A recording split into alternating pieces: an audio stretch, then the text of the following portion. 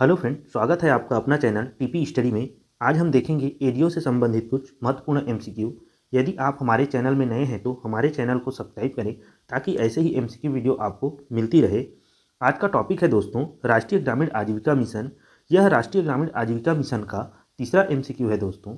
यदि आप हमारे पिछले एमसीक्यू को नहीं देखे हैं तो उसका लिंक मैं इस वीडियो के डिस्क्रिप्शन बॉक्स में डाल दूंगा, वहाँ से जाके देख सकते हैं।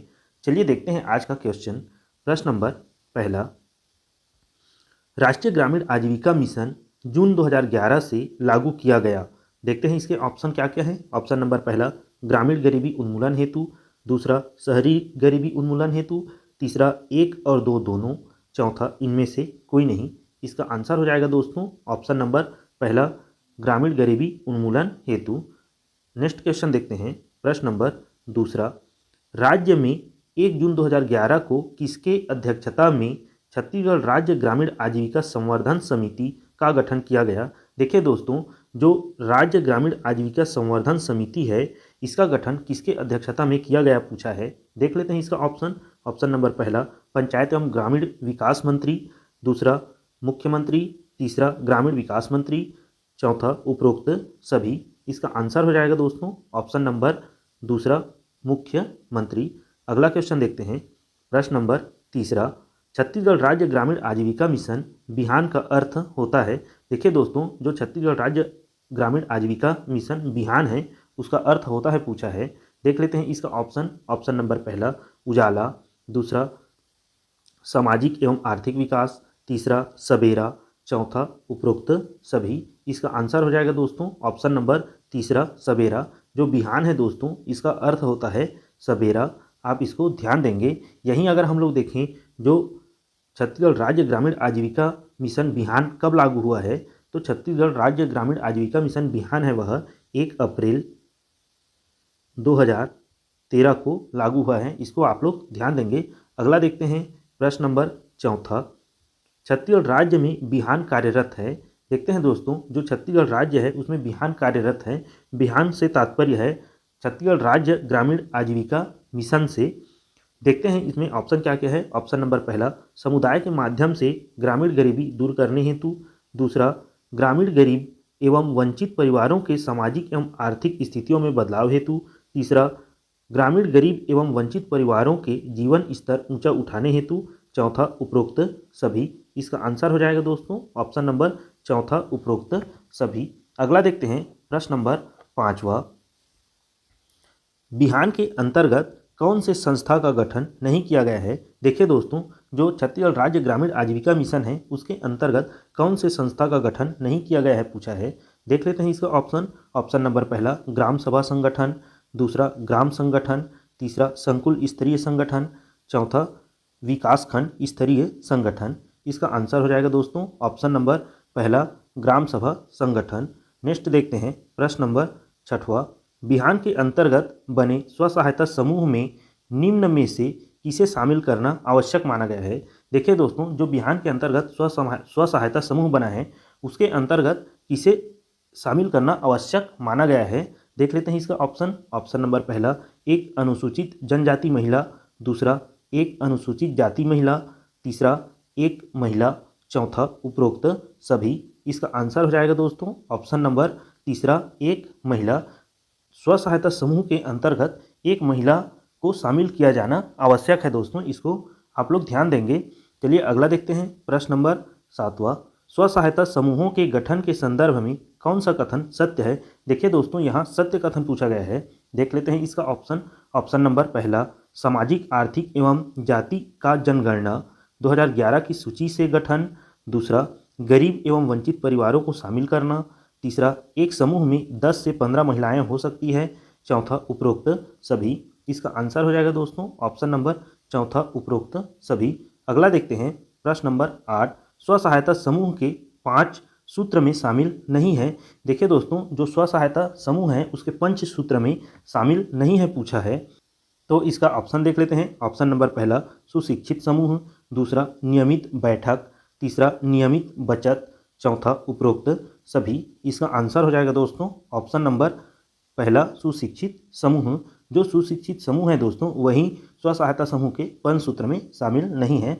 अगला देख लेते हैं। प्रश्न नंबर 9वां, स्व सहायता समूह हेतु मुख्य रूप से कितने सूत्र का पालन किया जाता है? देखते हैं इसका ऑप्शन। ऑप्शन नंबर पहला 2, दूसरा 4, तीसरा 5, चौथा 6। इसका आंसर हो जाएगा दोस्तों ऑप्शन नंबर तीसरा 5। स्व सहायता समूह हेतु 5 जो सूत्र है उसका पालन किया जाता है दोस्तों। अगर हम लोग देखें ये 5 सूत्र कौन कौन से हैं तो देखते हैं। पहला है आपका नियमित साप्ताहिक बैठक। दूसरा है आपका नियमित साप्ताहिक बचत। यहीं अगर हम लोग देखें तीसरा, तो तीसरा है आपका नियमित आंतरिक लेन देन। चौथा है आपका नियमित ऋण वापसी। और पांचवा है आपका नियमित दस्तावेज संधारण।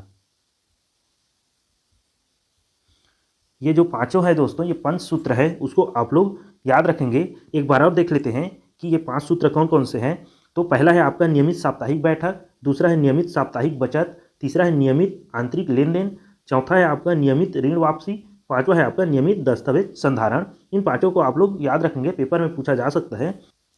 चलिए नेक्स्ट क्वेश्चन देखते हैं। प्रश्न नंबर 10वां, 3 माह पुराने एवं पंचसूत्र का पालन करने वाले स्व सहायता समूहों को कितनी राशि चक्रीय निधि के रूप में प्रदान किया जाता है? देख लेते हैं इसका ऑप्शन। ऑप्शन नंबर पहला 10,000, दूसरा 15,000, तीसरा 12,000, चौथा 13,000। इसका आंसर हो जाएगा दोस्तों ऑप्शन नंबर दूसरा 15,000।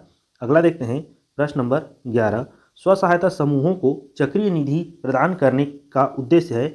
देखिए दोस्तों, जो स्व सहायता समूह है उसको चक्रीय निधि प्रदान करने का क्या उद्देश्य है पूछा है। देख लेते हैं इसका ऑप्शन। ऑप्शन नंबर पहला गरीब परिवारों की सहायता, दूसरा वित्तीय समावेशन, तीसरा बैंकिंग सुविधाओं, चौथा अधिक राशि का लेन देन। तो इसका आंसर हो जाएगा दोस्तों ऑप्शन नंबर चौथा, अधिक राशि का लेन देन। स्व सहायता समूह को चक्रीय निधि प्रदान करने का उद्देश्य है अधिक राशि का लेन देन करना। इसको ध्यान देंगे। चलिए अगला देखते हैं। प्रश्न नंबर 12, कितने माह पुराने स्व सहायता समूहों का MCP मास्टर ट्रेनर के माध्यम से सूक्ष्म ऋण योजना तैयार की जाती है? देख लेते हैं इसका ऑप्शन। ऑप्शन नंबर पहला 3 माह पुराने, दूसरा 5 माह पुराने, तीसरा 2 माह पुराने, चौथा 6 माह पुराने। इसका आंसर हो जाएगा दोस्तों ऑप्शन नंबर दूसरा 5 माह पुराने। अगला देख लेते हैं प्रश्न नंबर 13, 5 माह पुराने स्व सहायता समूहों को कितने रुपए की सामुदायिक निवेश निधि प्रदान की जाएगी? देखते हैं इसका ऑप्शन। ऑप्शन नंबर पहला 50 से 70,000 तक, दूसरा 30 से 50,000 तक, तीसरा 50 से 75,000 तक, चौथा 50 से 55,000 तक। इसका आंसर हो जाएगा दोस्तों ऑप्शन नंबर तीसरा 50 से 75,000 तक। जो 5 माह पुराने स्व सहायता समूह हैं उनको सामुदायिक निवेश निधि के रूप में 50 से 75,000 तक राशि प्रदान की जाएगी। चलिए अगला देखते हैं। प्रश्न नंबर 14, 6 माह पुराने एवं पंचसूत्र का पालन कर रहे स्व सहायता समूहों को कौन सी गतिविधि हेतु बैंक ऋण प्रदान की जाती है? देखते हैं इसका ऑप्शन। ऑप्शन नंबर पहला आजीविका गतिविधि हेतु, दूसरा वित्तीय गतिविधि हेतु, तीसरा 1 और 2 दोनों, चौथा इनमें से कोई नहीं। इसका आंसर हो जाएगा दोस्तों ऑप्शन नंबर पहला आजीविका गतिविधि हेतु। अगला देखते हैं प्रश्न नंबर 15, स्व सहायता समूहों को सक्रिय महिलाओं को वित्तीय साक्षर बनाने हेतु कौन से सामुदायिक संवर्ग तैयार कर इनकी सेवाएं ली जाती है? देखते हैं इसका ऑप्शन। ऑप्शन नंबर पहला बैंक मित्र, दूसरा वित्तीय साक्षरता CRP, तीसरा बैंक सखी, चौथा उपरोक्त सभी। इसका आंसर हो जाएगा दोस्तों ऑप्शन नंबर चौथा उपरोक्त सभी। चलिए आज का क्लास यहीं तक रखते हैं दोस्तों। यदि आपको हमारा यह वीडियो अच्छा लगा होगा तो हमारे चैनल को सब्सक्राइब करें, शेयर करें और बेल आइकन को प्रेस करें ताकि ऐसे ही MCQ वीडियो आपको मिलती रहे। धन्यवाद दोस्तों।